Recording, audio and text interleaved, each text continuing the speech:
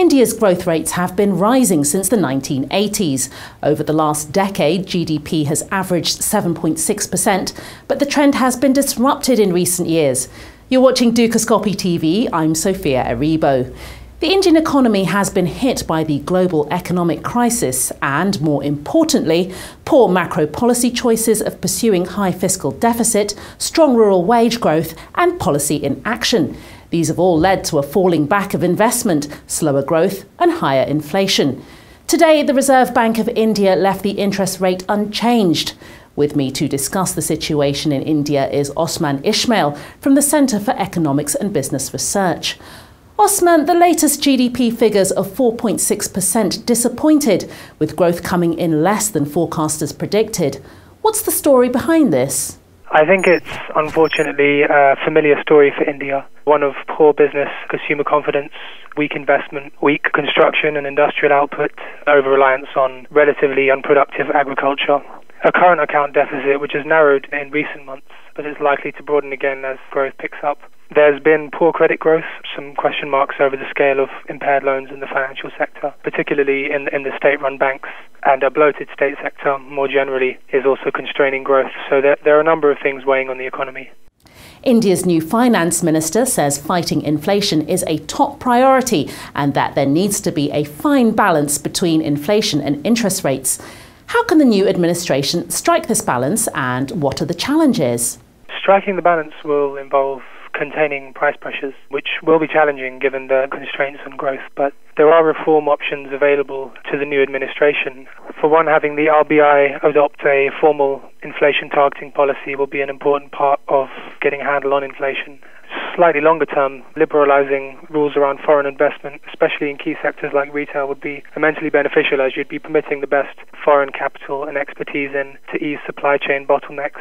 So there is a lot of scope for unlocking capacity through cutting bureaucracy and red tape, and the BJP's overall majority in the lower house, the first of several decades, I believe, could help sustain that momentum for a reformist agenda. But the inflationary environment is also driven to a large extent by India's problems with its infrastructure and its built environment.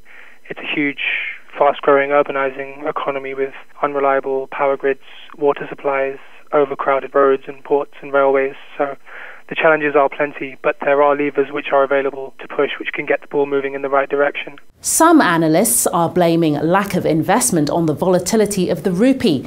How much is this the reason? The volatility of the rupee certainly hasn't helped investment. It's been destabilizing, and of course investment decisions are near impossible to make in those conditions. But the structural issues which are impeding investment didn't emerge last summer. They're the outcome of a long period of underinvestment, of red tape and governance problems. In some sectors, such as retail, there is an outright hostility to inward investment. So it's not easy to generate given the quality of infrastructure, the problems with the business environment, issues like enforcing contracts or obtaining building permits.